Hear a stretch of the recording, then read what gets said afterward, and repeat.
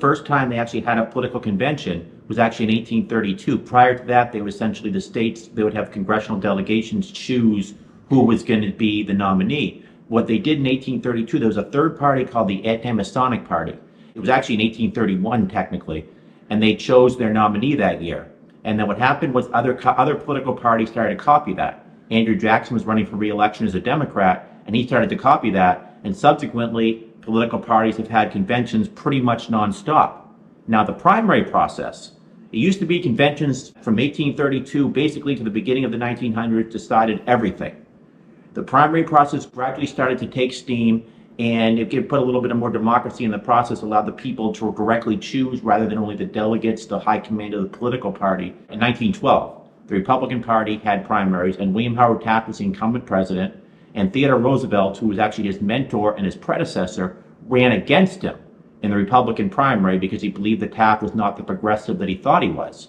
So he runs against him, and Theodore Roosevelt wins the preponderance of the primaries. But at the convention, William Howard Taft has essentially has the Republican high command for him. He has the delegates for him, so he wins the convention. And what does Theodore Roosevelt do? He says, I'm stripped to the buff, and I'm going to throw my hat in the ring. So he ran as the Progressive Party candidate that year. They had the Progressive Party convention. Obviously, he wins the nomination of that party. And he actually came in second place to Woodrow Wilson. And William Howard Taft loses. He only wins 23.2% of the vote. And the next day, he essentially says, well, I have the distinction of being elected ex-president by the biggest majority in American history. And that was true because they had essentially split the Republican Party vote. But that's really where the primary process began. But it's interesting because the convention still had a lot of control over the party. Primaries were almost like a beauty contest in some respect. They didn't really mean much. Another perfect example for this is 1968. So Lyndon Johnson that year, the thought was, almost every American thought he was going to run for a second full term. Of course, he came in 1963 after John F. Kennedy was assassinated, won overwhelmingly in 1964, a full term. Toward 1967, 1968, his job approval began to wane, in part because of his prosecution of the Vietnam War, rather. There was some thought that maybe he would be vulnerable to a primary challenge. Now, he was still very well ahead in New Hampshire. There are some polls showing him that he was going to win at 70%. And anti-war, people who were against the Vietnam War, were looking for a candidate to run against Johnson in the primary. They went to Senator Metcalf from Montana. He said no. Robert F. Kennedy from New York. He said no. Then they go to Eugene McCarthy, a somewhat obscure senator from Minnesota. And Eugene McCarthy, they essentially says, yes, I'll do it. And this shocked a lot of people because they always thought of Eugene McCarthy as kind of the lackadaisical senator, if you will. His office was called the Office of Sleepy Hollow because the thought was he never actually came out, so he was essentially sleeping. But he was the only person to oppose the Vietnam War to come out and said, yes, I'm going to run. And President Johnson didn't wage much of a campaign. Now, there were some advisors to President Johnson who said he should put Larry O'Brien, who helped run his 64 campaign, in charge and really run a formidable candidacy in New Hampshire. He didn't do it. What happened is, and this is what usually happens, you're not actually a candidate in terms of, he didn't actually declare himself a candidate. Usually you have to write the person's name in, or later on they have what's called favored son candidates, where essentially a governor of a state might run, and then you vote for that person has the delegates, and then at the convention it would go to somebody else. But in Johnson's case, he didn't even have his name on the ballot. So Eugene McCarthy wages really kind of a guerrilla campaign almost, if you will. You had young people who were hippies that went clean for Gene. They would go all over New Hampshire. If you're going, for example, in Berlin, New Hampshire, and talking to people who worked in a paper mill, and you essentially have long hair, a beard, and a mustache, and you look like you're from someplace else, maybe New York City or Cambridge or Berkeley, those voters are probably not going to be very receptive to your message. So they tried to look like the young people in that area. And they would go all over and they would say, this is why we're for Eugene McCarthy. And it actually resulted in a chorus that worked toward Eugene McCarthy. Now, the governor, king of that time of New Hampshire, basically said that Eugene McCarthy was going to actually be killed. He didn't mean it literally, but from a figurative sense, he thought Lyndon Johnson was going to win in an absolute landslide. The day before the convention in 1968, President Johnson is speaking before the Veterans of Foreign Wars Convention. And he's talking about New Hampshire and expectations in New Hampshire.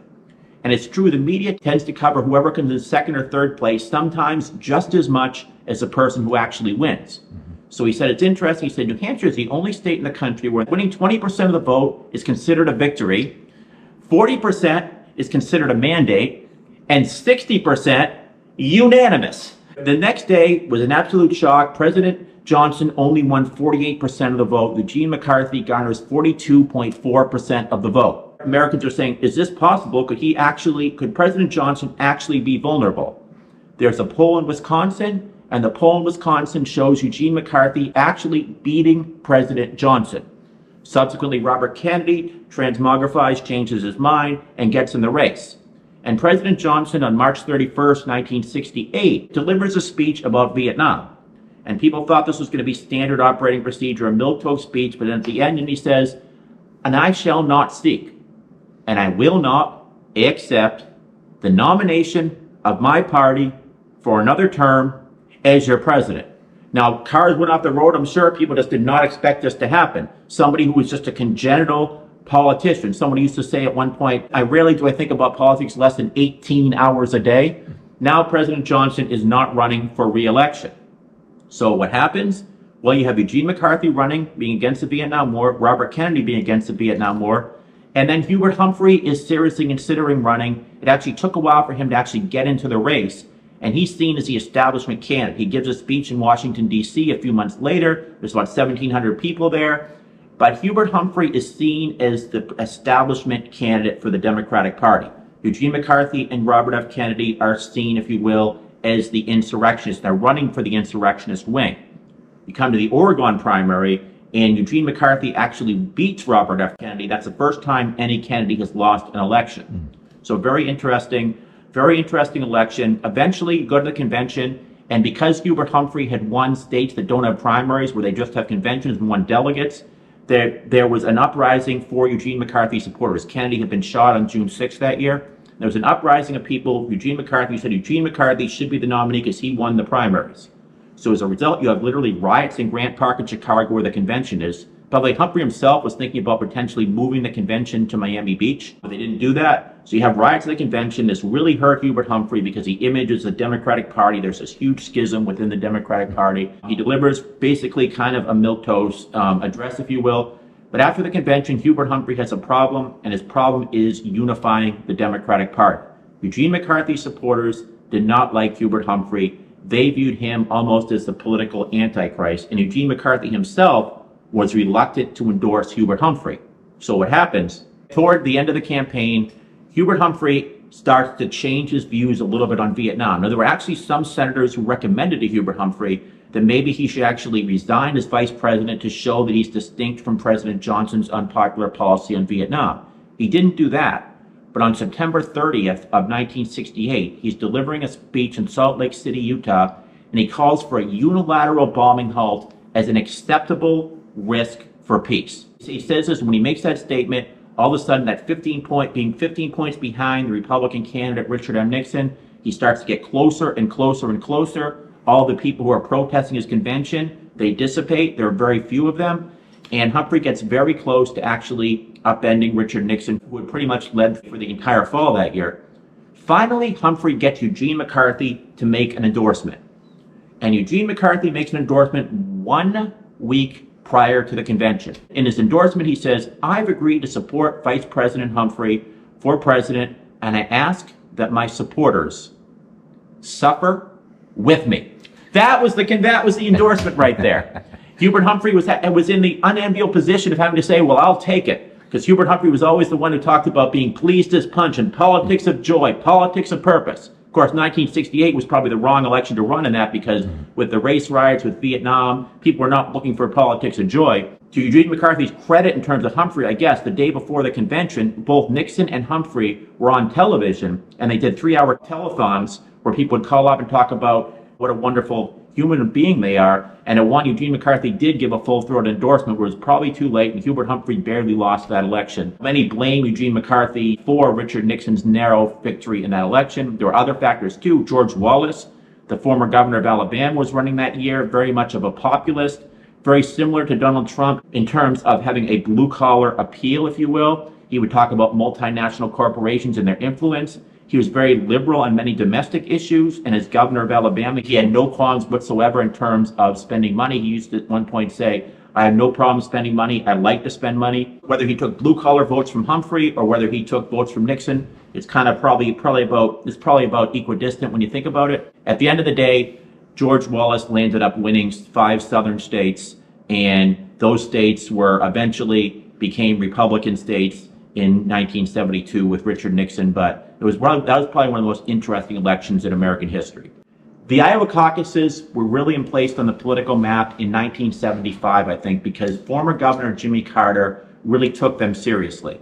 Now, Jimmy Carter, for some background, he was a former one-term governor of Georgia. At the time, you could not succeed yourself as governor of Georgia based on Georgia law. Prior to that, he was a 2-term state senator, and he was a relatively obscure figure nationally. So essentially, he spent most of 1975 in Iowa, barnstorming the state. And by the way, there was a poll in late 1974. They asked who the potential Democratic nominee would be in 1976. And Jimmy Carter's name was not even on the poll. That's how obscure he was at that time. He did the political spade work, went all over Iowa, campaigned. He kind of made fun of it with people. One person at a store said, he said, "I'm Jimmy Carter and I'm running for president." And a fellow said, "Jimmy who?" They used that for humor, and they got a lot of attention because of that. Rosalind Carter would go to both Iowa and New Hampshire, and she would look for essentially antennas. And when she saw big antennas, she would find that there were radio stations. So when she found these radio stations, she would go in and she says, "My name's Rosalind Carter. My husband used to be governor of Georgia. He's running for president. Would you like to interview me?" Talk about grassroots politics. And that's literally what she would do. So all of a sudden, Jimmy Carter actually, on election day in Iowa, comes in second to none of the above. He comes in second to none of the above. And all of a sudden, Jimmy Carter garners so much media attention to saying, who is this guy? Who is this former one-term governor of Georgia? Why did he do so well? And subsequently, Iowa has become extremely important in the process. Now, you do have a litany of examples of candidates that eventually become the nominee losing Iowa, and sometimes losing Iowa badly. A perfect example for that would be, I think, in the Republican side in 1988. Bob Dole, the senator from Kansas, wins the Iowa caucuses. Pat Robertson, the televangelist, comes in second. And you know who came in third? The incumbent vice president, George H.W. Bush. He came in third to Bob Dole and Pat Robertson that year. Absolutely fascinating. Now that Dick Gephardt ended up winning Iowa, and he was, of course, from neighboring Missouri. He put all of his proverbial eggs in that one basket, won Iowa, but then he didn't do much else afterward. But he really focused on Iowa, and eventually he had to focus on his own re-election campaign in Missouri, so he had to drop out. But he put a lot of focus on Iowa, and since then every candidate has really spent time in Iowa. 1992 was kind of an anomaly because Tom Harkin was the incumbent senator from Iowa.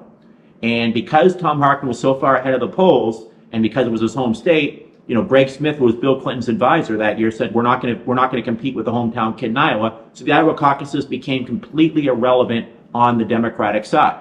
Now, for Tom Harkin, it's interesting. If you win Iowa, people are going to say, well, of course you're supposed to win Iowa. If you win convincingly, then you can make the case. This is what the people essentially think. I mean, he did win convincingly, but it didn't translate after that. And that happens sometimes, and it does not translate. It's also on the Republican side, there is a very formidable religious element, which is why Mike Huckabee, who was a born-again Christian, had a lot of support with evangelicals, former governor of Arkansas, won Iowa handily, but then did not go on to win the nomination that year. The nomination went to John McCain, who had more of a secular political campaign. Rick Santorum, who was a former senator from Pennsylvania, who had lost his re-election bid, who lost handily to Senator Casey. Senator Casey beat him that year. He ended up actually winning the Iowa caucuses in 2012, never really went further after that. So it's not necessarily the best barometer. New Hampshire actually has more of a history of being a better barometer in many respects. And if you look at 1992, again, this is kind of an anomaly. Bill Clinton that year is running, and he does not actually announce his candidacy that year till October of 1991. Imagine that. Now, let me give some background on what happened in 1991. So first of all, Bill Clinton is running for governor of Arkansas for re-election in 1990. He's in a debate with Sheffield Nelson. Sheffield Nelson is his opponent, and they ask the question, will you agree to serve out your full term? And Bill Clinton says, you bet. And when he says you bet, all of his advisors are up in arms because they were expecting he was going to run for president in 1992. So after he wins re-election, and by the way, there's a week before, this is fascinating, there's a week before the actual election, there was a poll showing his opponent Sheffield Nelson and Bill Clinton in a virtual tie. So there's a very strong possibility he actually would not have been reelected. And Dick Morris had him in a political advertisement where he was talking about, for some background here, Bill Clinton in his State of the State in Arkansas had talked about raise and spend. And he was saying basically that in the federal government, you can continue to raise and spend because they're not required constitutionally to balance a budget. The state of Arkansas, they are required. By the way, the Vermont's the only state that doesn't require a balanced budget. Sheffield Nelson used that, and he basically twisted his words to say that Bill Clinton said we can just raise and spend. So he gets on there, Bill Clinton comes on, does a commercial and says, this is what Sheffield Nelson said, this is what I actually said. He ends up winning 57% of the vote, gets reelected. But now he's got a little bit of a problem. He potentially might want to run for president in 1992. Well, George H.W. Bush has stratospheric job approval ratings. After the Gulf War, he is at 91%. No president has ever touched that in American history. Wow. 91%. So all these candidates, whether it was Al Gore, Lloyd Bentsen, Dick Gephardt, Joe Biden, Jesse Jackson, Jay Rockefeller, all decided this was not their time, and they decided they're not going to run for president. Bill Clinton goes through a legislative session that year. People don't think he's going to actually be a candidate. And then all of a sudden, because the economy's cratering, George H.W. Bush's job approval rating dissipates to the point that it gets down to about 40%. And Bill Clinton sees this as the time that he should actually run and he may actually be able to win. There are a few candidates already in the race. Tom Harkin was one, senator from Iowa. Paul Tsongas, former senator from Massachusetts. So in October, Bill Clinton gets in. Then the Gennifer Flowers issue comes up, and then the issue of his draft status in Vietnam. And he falls like a rock, and people are saying, when's he going to drop out of the race? But Bill Clinton has stamina. He goes at Bedford, New Hampshire at one point. He says, I'll be with you till the last dog dies. And by primary day, he comes in second place, 26% of the vote. Paul Tsongas actually won the New Hampshire primary. But you know what? Paul Tsongas was from neighboring Massachusetts, so Clinton's campaign said, I want you to declare yourself the comeback kid. Essentially declare yourself victory because you were down in the polls and you landed up actually winning a lot more support than people thought you did. So he says, New Hampshire tonight has declared Bill Clinton the comeback kid. And the headline is not Paul Tsongas' victory, it's that Bill Clinton is the comeback kid. And then Bill Clinton knows that after New Hampshire, you go down to South Carolina, and then you have Super Tuesday, and Super Tuesday was met for somebody like Bill Clinton, for a Southern Baptist. He basically cleans up on Super Tuesday, and he eventually wins the nomination. By the way, prior to Super Tuesday, you also had the Georgia primary, and he had the support of Governor Zell Miller, he had the support of Senator Sam Nunn, and he had the support of Congressman Ben Jones, who was actually Cooter in, prior to that was Cooter in the famed TV series Dukes of Hazzard. He ends up winning the nomination, and here's another interesting thing about that race. So Texas Governor Ann Richards was very popular, and all the candidates that year were trying to get her endorsement. There was a political advertisement Paul Tsongas ran to show his stamina where he's swimming against the tide. So he's in a bathing suit, and he's literally swimming. He's swimming. And they asked Ann Richards, would this make you more or less likely to support Paul Tsongas for the nomination? Ann Richards asseverated, less likely, because I would never support somebody who looks better in a bathing suit than I do. Great line, absolutely great line, and vintage Ann Richards. Paul Tsongas had some great lines too. When he suspended his campaign, they asked, because part of the reason he suspended his campaign that year was because he ran out of money. So a reporter asked him, what would you do differently? His response, without missing a beat, he said, I would have had Ross Perot adopt me. So Bill Clinton ends up winning the nomination. And when he wins the nomination, he does something that's really kind of unprecedented. You don't try to choose somebody to compliment you, rather you try to choose someone to balance the ticket. Mike Dukakis was a governor from Massachusetts. He chose Lloyd Bentsen, for example, a senator from Texas, as his running mate. Kennedy was senator from Massachusetts, chose Johnson, somebody to try to compliment him. Bill Clinton was somebody from the governor of the Outer South, and he's looking at potential vice presidential candidates. You had Jay Rockefeller from West Virginia, Bob Kerrey from Nebraska. You had a bunch of other candidates, and he chose Al Gore. And Al Gore was somebody who basically fit the same political profile as Bill Clinton, a Southern moderate. What this did, it became effective because it inoculated the Democrats from charges which traditionally have hurt Democrats, be it Walter Mondale in 1984, Mike Dukakis in 1988, that they are too liberal. Generally speaking, when a candidate has at least somewhat of a Southern accent and has been elected in a somewhat conservative state, In Bill Clinton's case, he was elected in 76 as Attorney General, then Governor in 78, lost in 1980, comes back in 82, then 84, 86, then 90. He shows voters, mainstream voters, that he is somebody that he can get elected in a moderate state, therefore he's not necessarily this kind of out-of-touch San Francisco liberal. And it worked for him. Al Gore, the same thing. He'd been elected in a state like Tennessee. When he ran for president in 1988, he was the conservative Southern candidate. And because of that, I think it really helped him. It helped Bill Clinton. And he ended up winning the presidency that year. Now, Jesse Jackson, when Bill Clinton chose Al Gore, and Jesse Jackson became the tribune, if you will, of the liberal bloodline of the party, he was very critical. And he says, you have two wings, the Democratic Party, you have two wings, but basically it's just this one wing. The conservative wing is basically, the party's basically conservative by nominating Bill Clinton and Al Gore. In the 2020 presidential election, Joe Biden was seen as kind of an establishment candidate. And you had Bernie Sanders and Elizabeth Warren, kind of the insurrectionists, and really the candidates of the liberal intelligentsia, the liberal bases of the Democratic Party. Now, the Democratic Party that year, more than anything else, wanted to win. Just like with Jimmy Carter in 1976 and Bill Clinton in 1992, they were willing to compromise their beliefs for somebody that they thought was electable. Many Democratic voters that year effectuated a strategic voting policy. They wanted somebody who would actually win in the general election. And they starred Joe Biden, who's somebody specifically who could do well with union voters.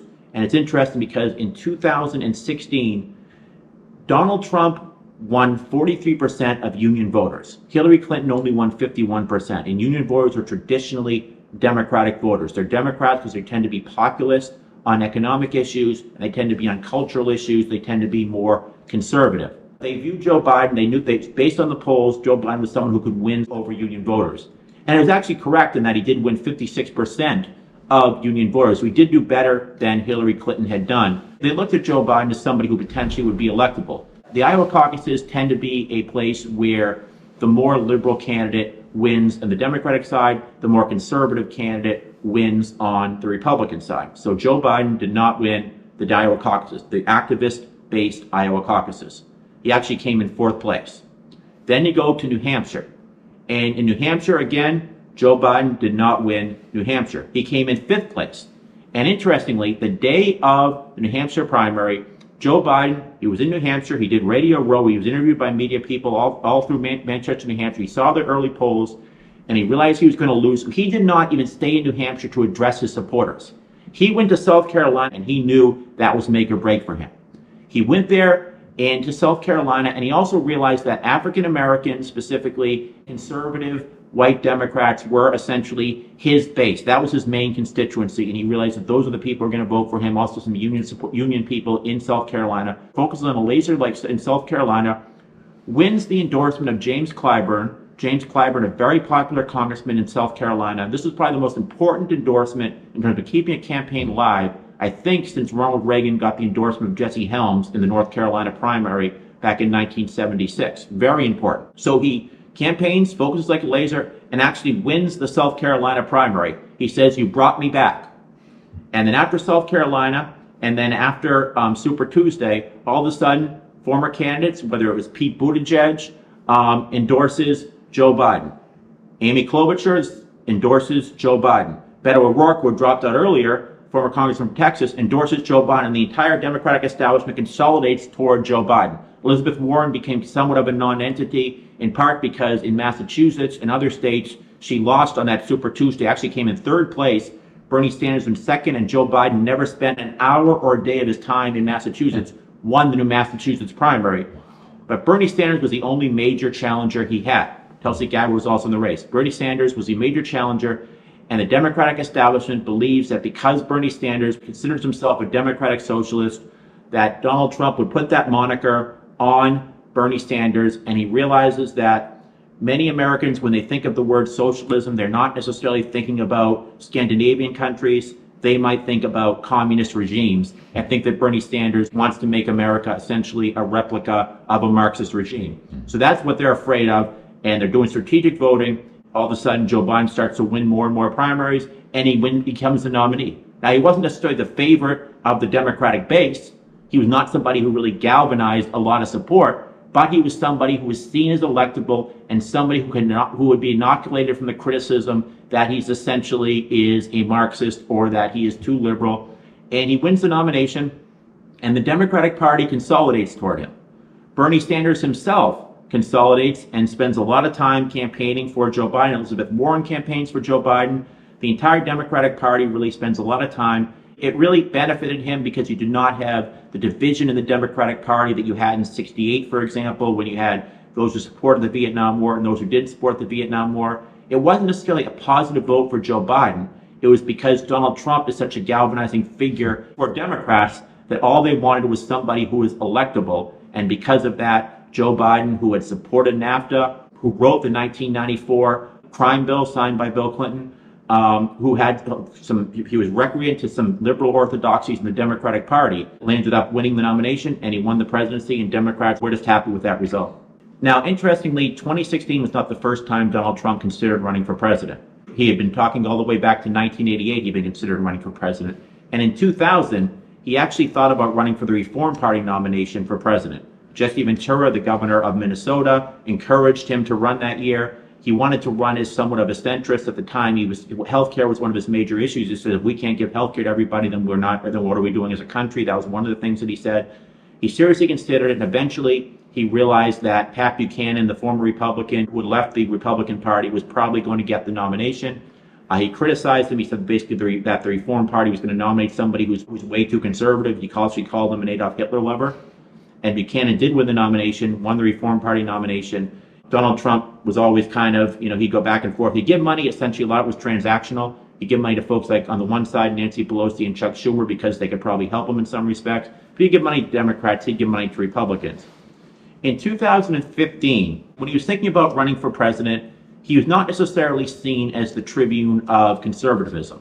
But what he did do is he had a message that was divergent from traditional conservatism. For example, every single president or presidential nominee from Eisenhower in '52 all the way up to Mitt Romney in 2012 were basically unfettered free traders. Donald Trump is an economic nationalist. He says we're going to put up tariffs to protect American workers. He says NAFTA was one of the worst treaties ever signed in American history. He's against the Trans-Pacific Partnership that President Obama had negotiated. He was against the idea generally of free trade. He would talk about fair trade. This is something that brought a lot of blue-collar voters, some of whom were Democrats, some of whom were independents, but were also culturally conservative, brought them to Donald Trump. On foreign policy, his message was divergent from most Republicans. Donald Trump criticized the Iraq War, he even criticized the United States' involvement in Afghanistan. He went right after Jeb Bush. He said, your brother basically started all this. This was a very different message than traditional Republicans. But he really went after interventionist foreign policy. When Ron Paul tried it in 2008 in one of the debates, for example, he was talking with Rudy Giuliani. When Ron Paul tried it, for example, in one of the debates, and he was debating Rudy Giuliani, and Ron Paul was critical of the Iraq War, and he was actually critical of Afghanistan, and he said the reason we were attacked on September 11th is because of our foreign policy. The next day, Republicans were up in arms, and people were saying he should never be allowed in another debate. Sal Azulis, the chairman of the Michigan Republican Party, was actually proposing that. By 2016, he has mainstreamed that point of view of being essentially anti-war, being against the Iraq War, and this kind of caught a lot of Republicans off guard. Donald Trump had a divergent message, and many evangelicals were not with him at the beginning. They were with Ted Cruz. Some were with Rand Paul. Some were with Ben Carson. Donald Trump did not win the state of Iowa. Ted Cruz won the state of Iowa. Donald Trump continued on. Eventually, he won New Hampshire, and eventually he garnered the Republican presidential nomination. He had a different view of conservatism. His view of conservatism was essentially the views of the 1920s conservatives, of Warren G. Harding, who gets elected in 1920, and his successor, Calvin Coolidge, in 1924. They wanted to restrict legal immigration, they wanted to have a less interventionist foreign policy, and they wanted to restrict foreign trade. That's Donald Trump's new view of conservatism. And if you look at many in the Republican Party, did not share that view. Mike Pence was one of them. Mike Pence, when he was a member of Congress from Indiana, voted for the authorization of the use of force in Afghanistan and in Iraq. He was a free trader. He was very positive about NAFTA. He was very positive about George W. Bush. Donald Trump was not. So Donald Trump ends up winning the nomination, and many Republicans come to him. Now when you think about conservatism, you think more about Donald Trump's view than you do Ronald Reagan's view or George W. Bush's view, for example. And also, interestingly, Donald Trump, unlike a lot of other Republicans, was not willing to truncate, for example, Social Security or Medicare. He said we should actually expand that. It was him and Mike Huckabee, the former governor of Arkansas in 2016, who said we should not touch entitlements.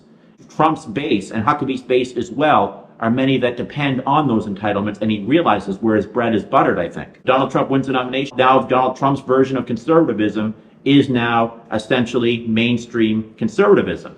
And now anybody who has another version of conservatism is now considered a rhino, a Republican in name only, which is a complete term of derision. It's interesting when you just think about political parties in general. Donald Trump in 2016 was very analogous to William Jennings Bryan in 1896. Here's why. The Democratic Party was founded as a conservative party.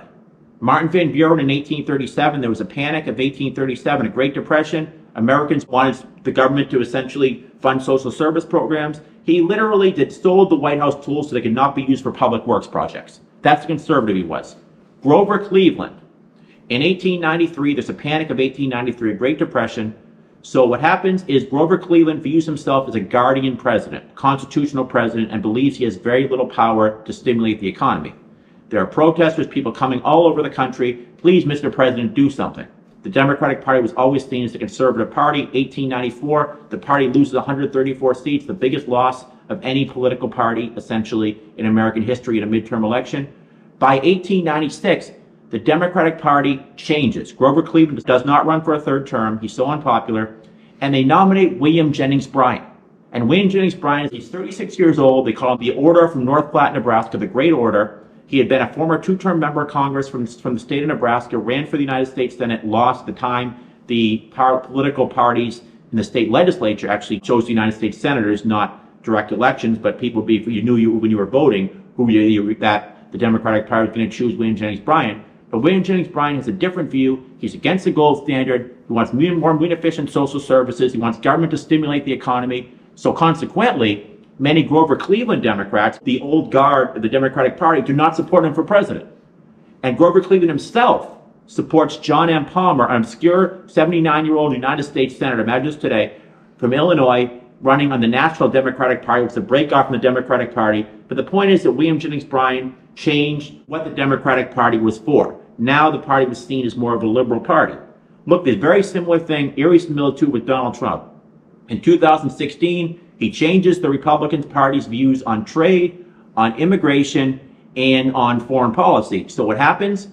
Mitt Romney, George H.W. Bush, and George W. Bush do not support him in the general election because they were part of the status quo ante. The status quo prior to the status quo. So just like William Jennings Bryan and the Democratic Party, he changed the trajectory, the ideological mindset of the Democratic Party.